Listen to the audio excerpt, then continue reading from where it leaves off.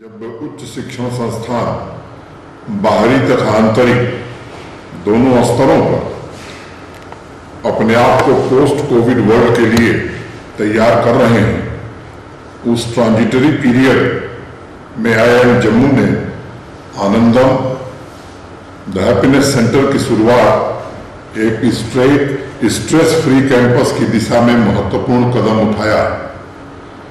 देश और दुनिया के तमाम बड़े शिक्षण संस्थाओं में ऐसे सेंटर्स सफलतापूर्वक चल रहे हैं और उन्होंने बुनियादी रूप से शिक्षा में एक जीवंत शक्ति को स्वयं जानने, समझने और अपने भीतर के आनंद में उतरने का मार्ग प्रशस्त किया है। मेरे लिए अत्यंत हर्ष का विषय है कि अब IIM जम्मू में भी मैनेजमेंट के छात्र उस आत्म क्रांति की अनुभूति कर सकेंगे जो हमारे गुरुकुल शिक्षा परंपरा का एक अभिन्न अंग रहा है। ठीक 10 दिन पहले यानी 20 मार्च को इंटरनेशनल हैप्पीनेस डे मनाया गया था और हर साल जब भी ये अवसर आता है मुझे लगता है कि हम सबको हृदय से धन्यवाद ज्ञापित करना चाहिए भारत के सम्माननीय प्रधानमंत्री श्रीमान नरेंद्र मोदी जी को, जिन्होंने योगा तथा फिट इंडिया मूवमेंट के जरिए पढ़ाई और प्रोफेशनल लाइफ में जिस बैलेंसिंग की जरूरत है उसे छात्रों और प्रोफेशनल्स के सभी के रूटीन में शामिल करने के लिए अथक प्रयत्न किया है। मैं गुरुदेव श्री श्री रविशंकर जी को भी कोटि कोटि धन्यवाद देना चाहूँगा, जिन्होंने हॉलिस्टिक लिविंग और लोगों के जीवन को बेहतर बनाने में देश नहीं बल्कि दुनिया भर में ऐतिहासिक योगदान दिया। मुझे याद है जब 2012 में यूनाइटेड नेशंस जनरल असेंबली में हैप्पीनेस इंडेक्स की रूपरेखा रखी जा रही थी, तब हमारे पुराने तथा गहरे पड़ोसी देश भूटान का हवाला दिया गया था, जहां विकास का पैमाना GDP नहीं बल्कि GNH यानी ग्रॉस नेशनल हैप्पीनेस, आनंद ही असली धन है। और अगर आप कैंपस में आनंदित हैं तो मुझे लगता है कि आपका परफॉर्मेंस भी अच्छा होगा।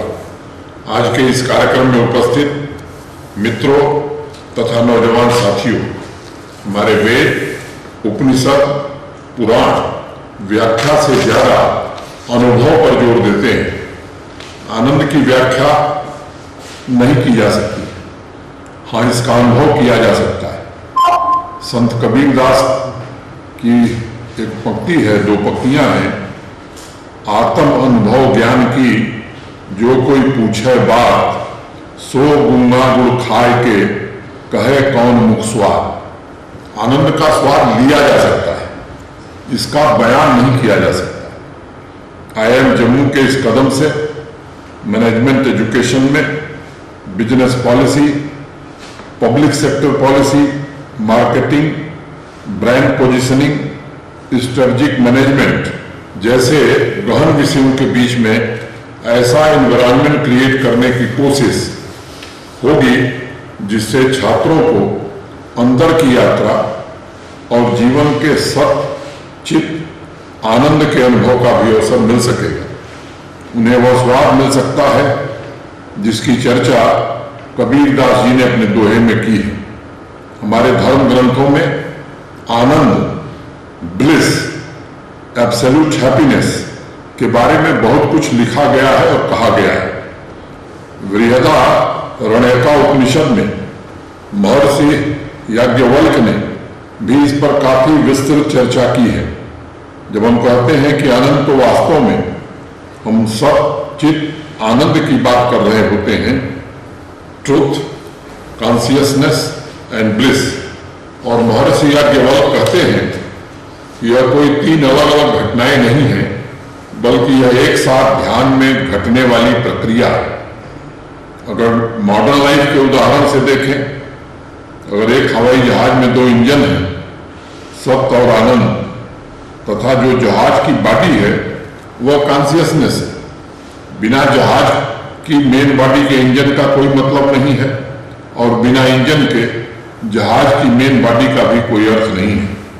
इसमें कौन पहले आया कौन बाद में आया ये मुख्य मुद्दा नहीं है, बल्कि यह जानना आवश्यक है कि इसका स्रोत क्या है। और सत चित आनंद का जो सोर्स है वह ध्यान में है, मेडिटेशन में है।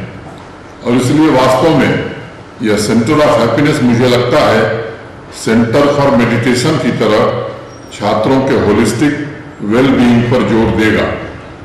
एंटी स्ट्रेस को लेकर के जितने भी प्रयोग हुए हैं उसमें साइंटिस्ट ने देखा है कि सीरम कॉर्टिसोल के लेवल को कम करने तथा सेरोटोनिन के लेवल को बढ़ाने का पुख्ता तरीका ध्यान है, मेडिटेशन है। और आज की युवा पीढ़ी को चुनौतियों का सामना करने के लिए जरूरी है कि वे बैलेंस लाइफ पर फोकस करें।